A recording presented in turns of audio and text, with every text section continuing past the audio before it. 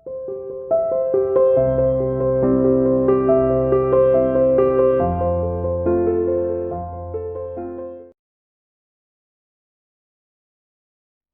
dear student, welcome to C International School online classes.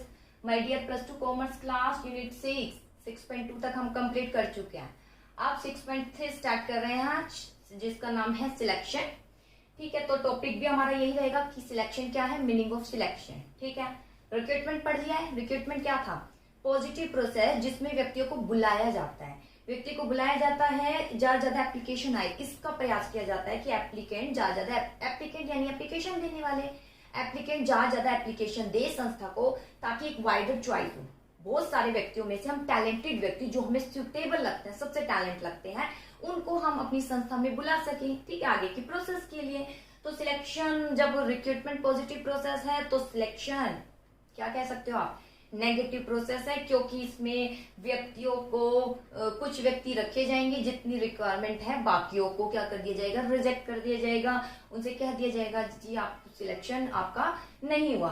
तो ये है सिलेक्शन. ध्यान दीजिए, रिक्रूटमेंट पॉजिटिव प्रोसेस है, सिलेक्शन नेगेटिव प्रोसेस है. ये 1 मार्क्स में आ सकता है.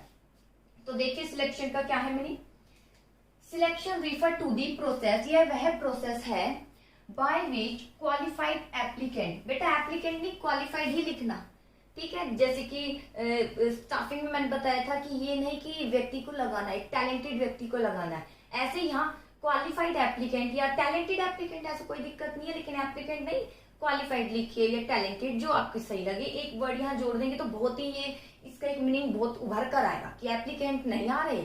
एप्लीकेंट तो सब हो सकते हैं, कोई भी एप्लीकेशन दो, लेकिन क्वालिफाइड हो, जो हम चाह रहे हैं वो एप्लीकेंट एप्लीकेशन दे. Which qualified applicant are selected. Qualified applicant ही क्या किए जाते हैं, selected by means of various test. बहुत से टेस्ट कंडक्ट किए जाते हैं, जैसे कि आपके भी टेस्ट होते हैं, तब पता चलता है कि कौन कितना जो है पानी में और कितना इंटेलिजेंट है, किसने कितनी मेहनत की है. विभिन्न टेस्ट होते हैं for the pre determined number. Pre determined number मतलब टेस्ट के ऑलरेडी पहले से प्लानिंग होते हैं, कितने टेस्ट लेने हैं, कितने कंडक्ट करने हैं. टेस्ट 2 स्टेप है टेस्ट के, या 3 स्टेप है, या 4 स्टेप है, ये सब पहले ही डिटरमाइंड होता है. तो सिलेक्शन में क्या किया जाता है, क्वालिफाइड एप्लीकेंट को सिलेक्ट किया जाता है. कब होता है वो सिलेक्ट, जब विभिन्न प्रकार के टेस्ट जो कि हमने पहले से ही डिटरमाइन किया है, नंबर ऑफ टेस्ट की संख्या कितनी है, उसमें कितने क्वेश्चन होंगे, कौन कौन इंट्रो लेगा, रिटर्न कितने होंगे, ओरल कितने होंगे, प्रैक्टिकली रूप से क्या कराया जाएगा, ये सब पहले डिटरमाइंड होते हैं. जब वो टेस्ट क्लियर कर देता है तो क्वालिफाइड, तभी तो क्वालिफाइड हुआ है. कहते हैं आप क्वालिफाइड है, तभी तो व्यक्ति क्वालिफाइड हुआ है. कि क्वालिफाइड एप्लीकेंट क्या किए जाते हैं, सिलेक्टेड, क्योंकि क्वालिफाइड वो उसमें क्वालिटी उसने क्वालिफाइड कर दिया है, उसने फुलफिल कर दिया है जो भी प्रोसेस थी, जो भी टेस्ट थे. Out of a large number of applicant. Out of a large number of applicant मतलब बहुत सारे एप्लीकेंट में से कुछ का ही सिलेक्शन होता है. जॉब तो मान लीजिए 10 ही है, लेकिन उसके लिए एप्लीकेशन हो सकता है 10,000 आ जाए, कुछ नहीं कह सकते. ठीक है, तो इसने लार्ज नंबर ऑफ एप्लीकेंट में से क्वालिफाइड एप्लीकेंट, जिसने क्वालिफाई कर दिया है सारे ही टेस्ट को, क्वालिफाइड एप्लीकेंट को सिलेक्ट किया जाता है, जिसने विभिन्न टेस्ट को क्या किया है, क्वालिफाई किया है, विभिन्न टेस्ट को कंडक्ट करके उसको पूरा किया है, उसमें अच्छा टैलेंट दिखाया है. उस व्यक्ति को अपॉइंट करना, उस व्यक्ति को सिलेक्ट करना कहलाया जाता है सिलेक्शन. फिर देखिए सिलेक्शन क्या है. सिलेक्शन वह प्रोसेस है जिसमें क्वालिफाइड एप्लीकेंट को सिलेक्ट किया जाता है. कब सिलेक्ट किया जाता है, जब उसने विभिन्न प्रकार के टेस्ट जो हमने पहले से डिटरमाइन किए थे वो फुलफिल कर दिए हैं. बहुत सारे एप्लीकेंट ने जो टेस्ट दिए थे उनमें से उसने सबसे बेस्ट हमें परफॉर्म करके दिखाया, उसको हमने सिलेक्ट किया, उसे कहलाया जाता है सिलेक्शन. तो हम एक सिलेक्शन के बारे में कह सकते हैं, सिलेक्शन इज डेलिब्रेट एफर्ट. ये जानबूझकर किए जाने वाला एफर्ट है. ऑर्गेनाइजेशन जानबूझकर ही टेस्ट कंडक्ट करती है, जानबूझकर बेस्ट को एक्सेप्ट करती है, और जो बेस्ट उनको नहीं लगता अकॉर्डिंग टू पोस्ट उसको रिजेक्ट कर देती है. इसलिए डेलिब्रेट एफर्ट, जानबूझकर एप्लीकेंट को भी अपनी प्रतिभा दिखानी होती है, और ऑर्गेनाइजेशन जो है कुछ को रखती है, कुछ को रिजेक्ट कर देती है. To select a fix number of personal from a large number of applicant. Large number के एप्लीकेंट में से फिक्स नंबर में पर्सनल को जानबूझकर सिलेक्ट करती है, यानी उसके टैलेंट को देखकर सिलेक्ट करती है, वो कहलाया जाता है सिलेक्शन. फिर देखिए सिलेक्शन एक डेलिब्रेट एफर्ट है जो ऑर्गेनाइजेशन द्वारा जानबूझकर किया जाता है, जिसमें जानबूझकर वो सिलेक्ट करती है, यानी जानबूझकर एक संस्था के हित के लिए, ठीक है। विभिन्न प्रकार के टेस्ट जो कंडक्ट किए गए हैं उसमें जिसने बेस्ट अपनी प्रतिभा दिखाई है उनको सिलेक्ट करती है। फिक्स नंबर में ही व्यक्तियों को सिलेक्ट किया जाता है, जितनी वैकेंसी होती है लार्ज नंबर ऑफ एप्लीकेंट में से, तो ये कहलाया जाता है सिलेक्शन। और सिलेक्शन कौन सी प्रोसेस है? Negative process. कौन सी प्रोसेस है?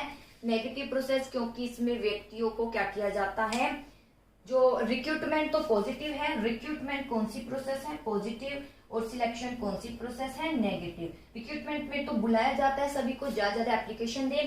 सिलेक्शन में जो टैलेंटेड होते हैं उसको एक्सेप्ट किया जाता है, बाकी को क्या कर दिया जाता है? रिजेक्ट कर दिया जाता है, वापस भेज दिया जाता है। तो इस प्रकार हम कह सकते हैं, क्योंकि नंबर ऑफ वैकेंसी जितनी है उतने ही व्यक्ति रखे जाएंगे, ठीक है। इस प्रकार हम कह सकते हैं सिलेक्शन कैसी प्रोसेस है? नेगेटिव। जैसे इंडियन आइडल होता है, इंडियन आइडल का जो ऑडिशन होते हैं तो वो कुछ ही रिक्रूटमेंट है, उसमें सबको बुलाया जाता है, जो अपना टैलेंट दिखाना चाहता है दिखाइए, वो अपने टैलेंट दिखाते हैं, फिर उसमें से जो हमें टैलेंटेड लगते हैं उसको ही हम क्या कर सकते हैं? सिलेक्शन। वो प्रोसेस आगे तक चलती रहती है जब तक लास्ट स्टेज नहीं आ जाती कि नंबर ऑफ कैंडिडेट इतने ही रखेंगे, जैसे 10 या 11, तो वहां तक वो चलता ही रहता है सिलेक्शन प्रोसेस, ठीक है। तो ये है सिलेक्शन। आगे हम देखते हैं, ये है बेटा मीनिंग सिलेक्शन का, और आप इसका इंट्रोडक्शन है, बहुत ही सिंपल है, आप पढ़ लीजिए। एक बार करा देती हूँ। सिलेक्शन शुरू हो जाता है जैसे ही व्यक्ति की आवश्यकता शुरू हो जाती है, जब रिक्रूटमेंट की प्रोसेस कंप्लीट हो गई, रिक्रूटमेंट की प्रोसेस कंप्लीट होने पर तुरंत शुरू हो जाता है सिलेक्शन, ठीक है। रिक्रूटमेंट की प्रोसेस के अंतर्गत प्रोस्पेक्टिव संभावित एम्प्लॉय को सर्च किया जाता है, कैंडिडेट को जो है स्टिमुलेट किया जाता है कि वो अपनी एप्लीकेशन दे संस्था को, और विलिंग पर्सन जो होते हैं वो अपनी एप्लीकेशन देते हैं, ठीक है। और यहीं पर सिलेक्शन प्रोसेस रिक्रूटमेंट प्रोसेस यहीं ओवर हो जाती है। जैसी एप्लीकेशन आ जाती है रिक्रूटमेंट प्रोसेस ओवर हो जाती है। इसके बाद आगे प्रोसेस होती है सिलेक्शन की, जिसमें से एप्लीकेंट को कंपेयर किया जाता है कि उनकी क्वालिफिकेशन हम क्या चाह रहे हैं उसके अकॉर्डिंग है या नहीं, और उनसे विभिन्न प्रकार के टेस्ट कंडक्ट किए जाते हैं, एफर्ट किए जाते हैं कि ज्यादा टैलेंटेड व्यक्ति को ही हम संस्था की ओर अट्रैक्ट करें। इसलिए हम कह सकते हैं रिक्रूटमेंट पॉजिटिव प्रोसेस है और सिलेक्शन कैसी है? नेगेटिव प्रोसेस, क्योंकि इसमें नंबर ऑफ एप्लीकेंट कम हो जाते हैं और रिक्रूटमेंट में नंबर ऑफ एप्लीकेंट इंक्रीज किए जाते हैं और इसमें डिक्रीज। चलिए अब सीधा स्टेप पर आ जाते हैं। Step in the following selection process. क्या क्या स्टेप है सिलेक्शन प्रोसेस के? देखिए बेटा,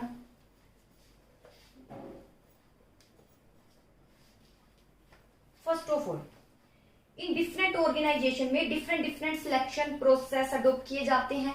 स्मॉल ऑर्गेनाइजेशन में it is brief, but in large organisation it is extensive. Small organisation में विवरण तो है, यानी ज्यादा टेस्ट नहीं किए जाते, ठीक है, लेकिन बिग ऑर्गेनाइजेशन में बहुत ज्यादा मात्रा में टेस्ट कंडक्ट किए जाते हैं। मेन स्टेप देखिए कहां पर है। स्मॉल ऑर्गेनाइजेशन में जो अभी स्टेप बताएंगे वो स्टेप तो होते ही हैं, लेकिन लार्ज ऑर्गेनाइजेशन में उन स्टेप की संख्या थोड़ी बढ़ जाती है। टेस्ट है तो उसके ही सब टेस्ट बना दिए जाते हैं, ठीक है, पार्ट 1, पार्ट 2, पार्ट 3, इस तरीके से लार्ज ऑर्गेनाइजेशन में। अब मेन स्टेप देखिए, जब हम सिलेक्शन करते हैं बाय लार्ज ऑर्गेनाइजेशन का, यहाँ लिखा हुआ है लार्ज ऑर्गेनाइजेशन में क्या क्या मेन स्टेप फॉलो किए जाते हैं। अब ये स्मॉल भी अडॉप्ट करती है और लार्ज तो करेगी ही। सबसे पहले आता है प्रीलिमिनरी स्क्रीनिंग।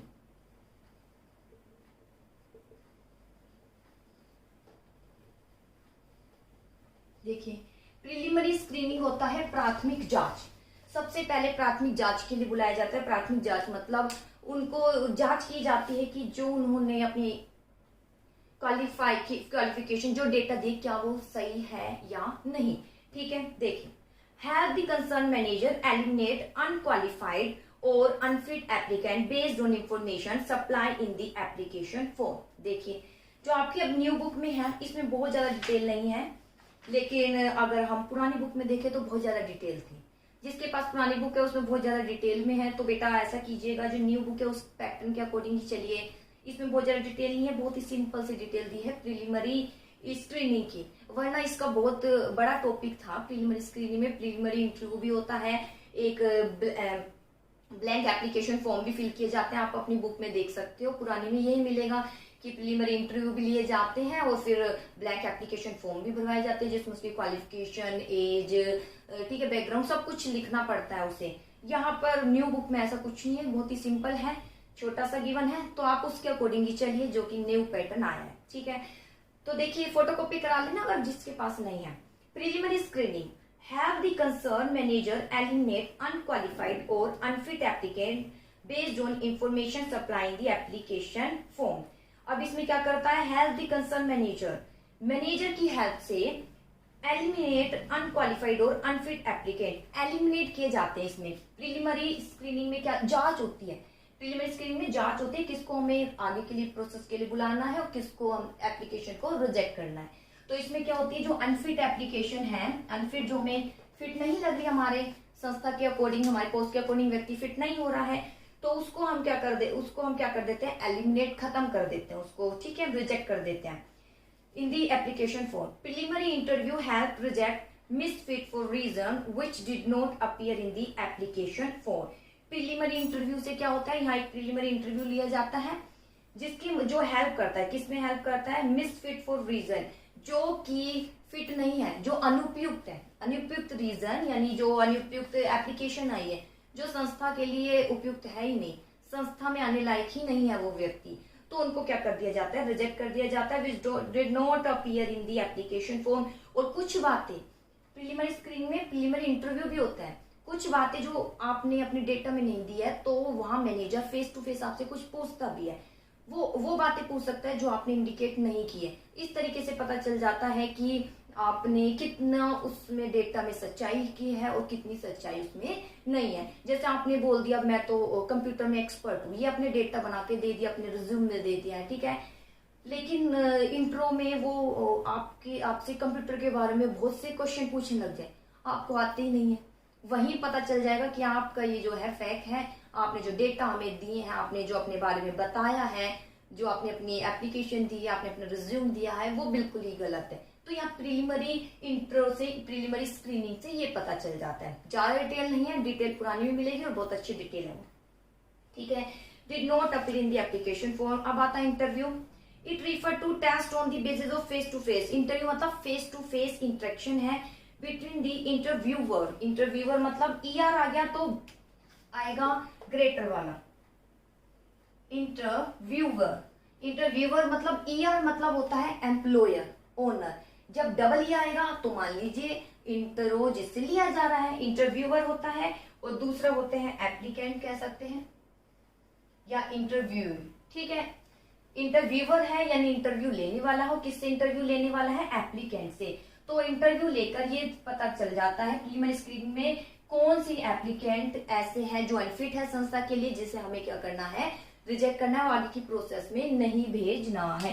तो ये कहलाई जाती है प्रीलिमिनरी स्क्रीनिंग, ठीक है। इसके बाद आता है सिलेक्शन टेस्ट। इसके बाद क्या आता है, सिलेक्शन टेस्ट सेकंड है। ये स्टेप पुरानी बुक में बहुत बड़ा है, न्यू में बिल्कुल शॉर्ट है, कुछ नहीं है। फिर एक बार बता देती हूँ, प्रीलिमिनरी स्क्रीनिंग मतलब होता है प्राथमिक जांच करना, जिसके अंतर्गत जो मैनेजर है ये जांच करता है कि एप्लीकेशन जिसने दी है क्या उसने अपने बारे में जो बताया है क्या वो इन्फॉर्मेशन एकदम राइट है या नहीं। इसके लिए वो फेस टू फेस उससे बातें करता है, कुछ इन्फॉर्मेशन जो उसने लिखी है, जो शो की है, वो उसके बारे में पूछता है, कुछ अपनी तरफ से भी पूछ लेता है, ये भी पूछ लेता है आपने कहाँ काम किया है, कितने साल काम किया है, ठीक है, आपका एक्सपीरियंस क्या रहा, वहां जो काम किया है तो करके दिखाइए, यहाँ भी प्रैक्टिकली भी वो करा सकते हैं। तो इससे पता चल जाता है वो उसने कितनी सच्चाई बताई हो, कितना सच्चाई उसने अपने डेटा में नहीं लिखी है। तो ये कहलाया जाता है प्रीलिमिनरी स्क्रीनिंग। इसके बाद आता है selection test.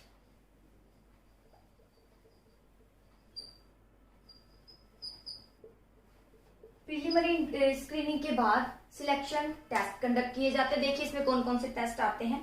In the selection process selection test have an important place. Selection test बहुत ही इंपॉर्टेंट रोल अदा करता है।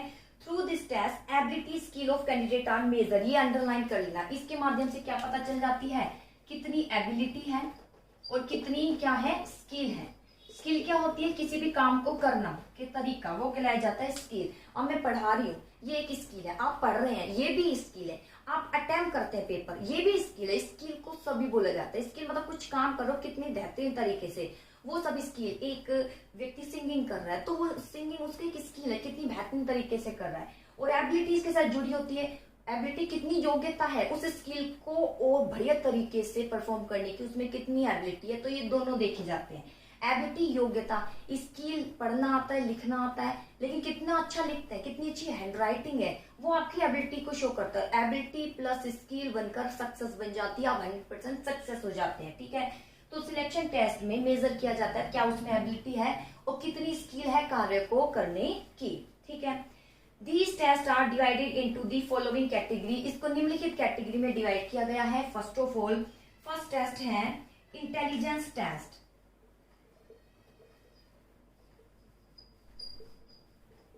देखिए फर्स्ट टेस्ट है इंटेलिजेंस टेस्ट। इंटेलिजेंस टेस्ट जैसे नेम से इंडिकेट है कितना इंटेलिजेंट है व्यक्ति।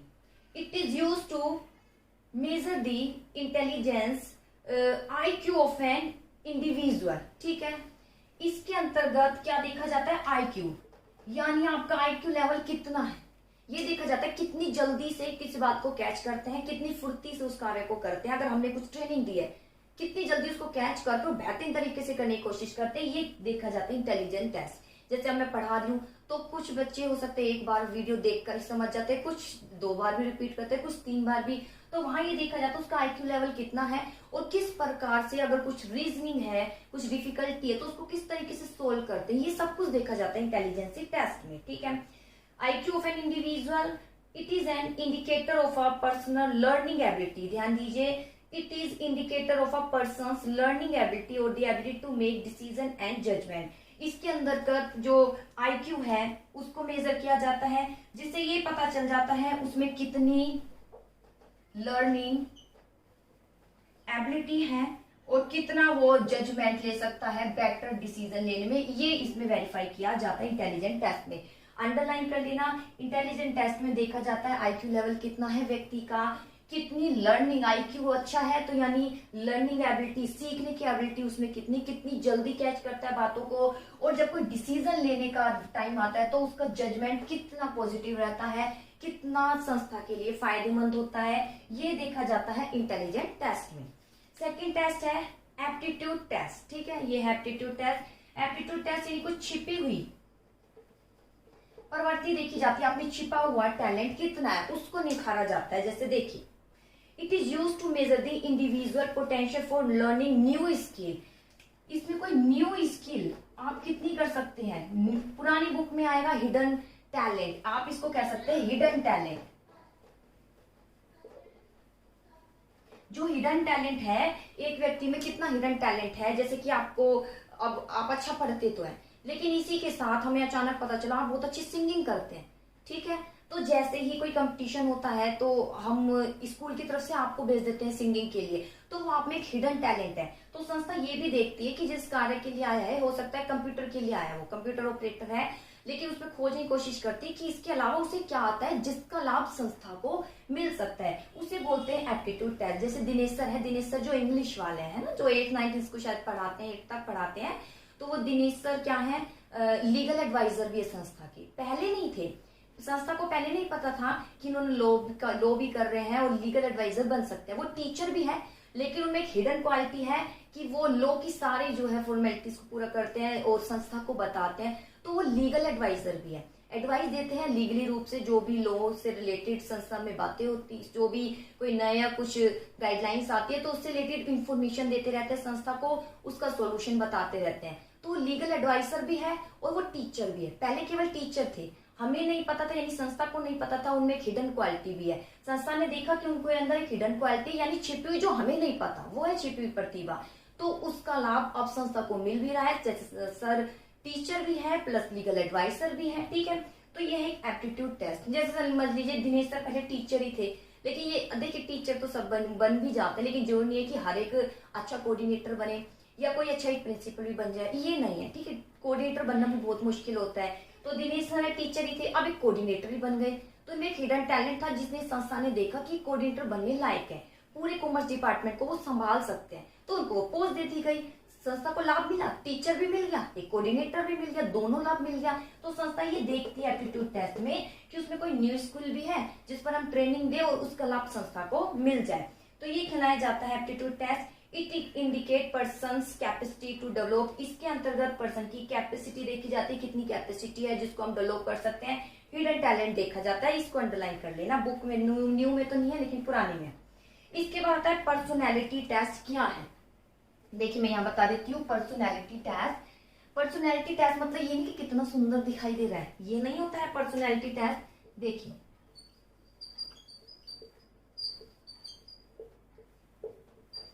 पर्सनैलिटी टेस्ट यानी व्यक्ति का आचरण कैसा है उसे बोलते हैं पर्सनैलिटी। ये नहीं कितना सुंदर दिखाई दे रहा है वो टेस्ट देख रहे, नहीं ये नहीं है, ठीक है।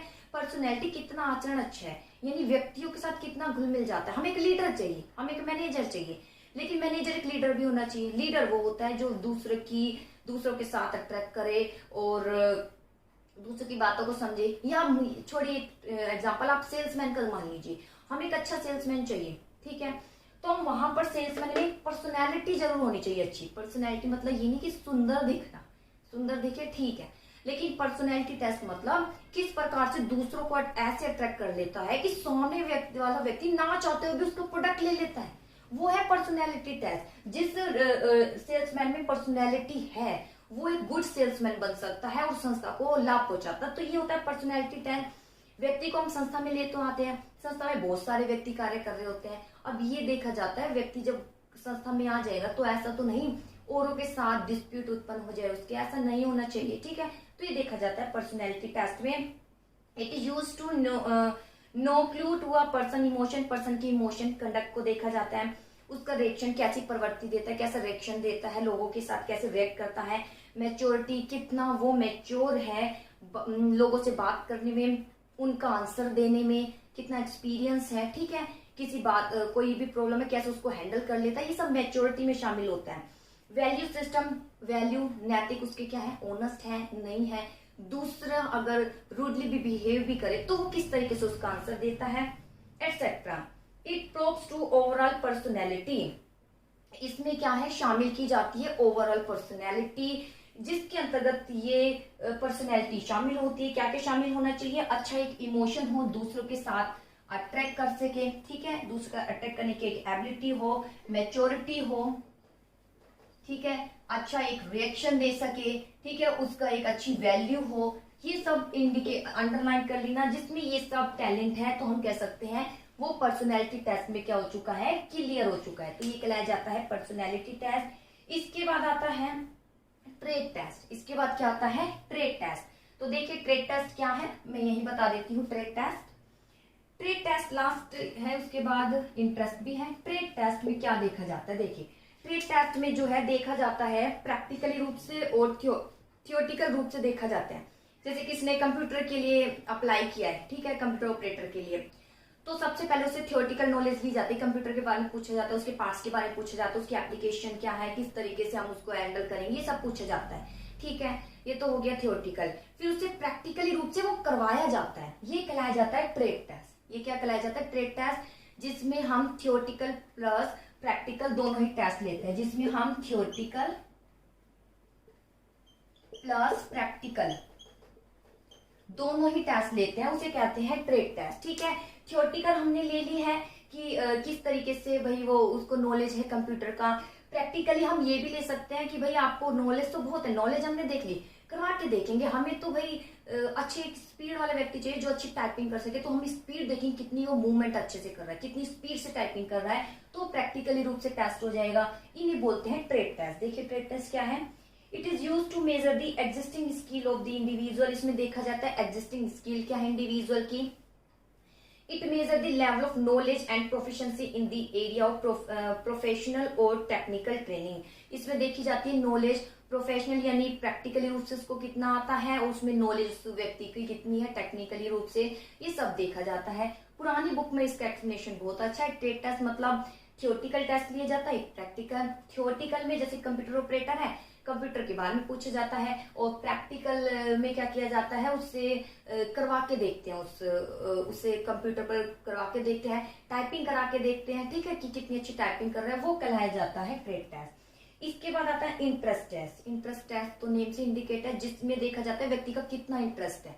अगर कार्य करने में उसका इंटरेस्ट नहीं है, नहीं करेगा, बढ़िया नहीं करेगा, आज आपका मन ही नहीं है पढ़ने का, कितनी भी मैं कोशिश करूं पढ़ाने की, आप नहीं पढ़ोगे, यूं कहोगे जी हमें तो आज ब्रेक कर दीजिए मैडम, आज हमें ब्रेक दे दीजिए, आज ये पीरियड ऑफ फ्री दे दीजिए, आप ये करते हो मेरा पूरा पीरियड ही खत्म कर देंगे, ठीक है, तो ये कहलाया जाता है इंटरेस्ट है। It is use to know pattern interest of involvement of a person. इसमें देखा जाता है कितना वो इन्वॉल्व हो रहा है किसी काम को करने में।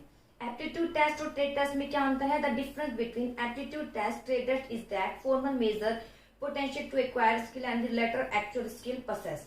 एप्टीट्यूड टेस्ट में क्या देखा जाता है कि पोटेंशियल टू एक्वायर, किस उसमें और कितनी प्रतिभा है जिसको हम यूज कर सकते हैं। ट्रेड टेस्ट में एक्चुअली रूप से कितना है वो देखते हैं। एप्टीट्यूड टेस्ट में हम खोजने की कोशिश करते हैं और ट्रेड टेस्ट में एक्चुअली उसको करवाते हैं। ठीक है, एप्टीट्यूड टेस्ट में हम खोजने की कोशिश करते हैं कि आप में ये स्किल है, ये हो गया एप्टीट्यूड टेस्ट। आपको शायद अच्छी टाइपिंग आती है, ये आपका एप्टीट्यूड टेस्ट, हमें पता चला। फिर एक्चुअली रूप से हम उसको करवा रहे हैं, हम उसको करवा के देख रहे हैं कि हमने सही मेजर किया है नहीं, वो हो गया कौन सा? Trade test. तो ये है बेटा कुछ टेस्ट, बाकी हम स्टेप नेक्स्ट वीडियो में देखेंगे। एक बार मैं फिर बता देती हूँ ये वाले टेस्ट जो हमारा लास्ट पॉइंट है, सिलेक्शन टेस्ट। सिलेक्शन टेस्ट में सबसे पहले बहुत से टेस्ट किए जाते हैं जिसमें आता है intelligence. Selection test ability skill को देखता है, ये अंडरलाइन कर लेना। इंटेलिजेंट टेस्ट में आईक्यू लेवल देखा जाता है जिसमें लर्निंग कैपेसिटी कितनी है और कितना डिसीजन लेने में वो बेहतरीन साबित होता है। एप्टीट्यूड टेस्ट में न्यू स्किल देखी जाती है। न्यू स्किल मतलब जो अभी तक हमें नहीं पता। हिडन टैलेंट देखा जाता है जो कि अगर हम उसको यूज करें, ट्रेनिंग दे तो संस्था में वो लाभदायक हो। पर्सनैलिटी टेस्ट में उसका इमोशन, दूसरा किस तरीके से अट्रैक्ट, कितनी मैच्योर है, कितना कैसा रिएक्ट करता है दूसरे के साथ। एक लीडर चाहिए, लीडर तो वही बनेगा जो दूसरों के साथ मिल सके, अपनापन उन्हें दे सके, ठीक है, और लोग उसकी बात माने, तभी वो एक अच्छा लीडर बनेगा। एक अच्छे पीएम तो वही हो सकते हैं जिन्हें भारतवासी एक्सेप्ट करे, जैसे हमारे प्राइम मिनिस्टर श्री नरेंद्र मोदी जी है, वो एक अच्छी लीडर है। वो एक अच्छी लीडर है, वो जो कहते हैं पूरा भारत मानता है, और इसके एग्जांपल आप देख ही चुके हो लॉकडाउन में। ठीक है, ट्रेड टेस्ट में थियोरेटिकल प्रैक्टिकल दोनों नॉलेज देखी जाती है। थियोरेटिकल में पूछा जाता है कुछ थियोरेटिकल क्वेश्चन, प्रैक्टिकल में उसको प्रैक्टिकली रूप से कराया जाता है। तो ये है बेटा trade test. I hope topic समझ आया होगा, और फिर भी कोई दिक्कत हो तो आप मुझसे पूछ सकते हैं। ओके बेटा, थैंक यू।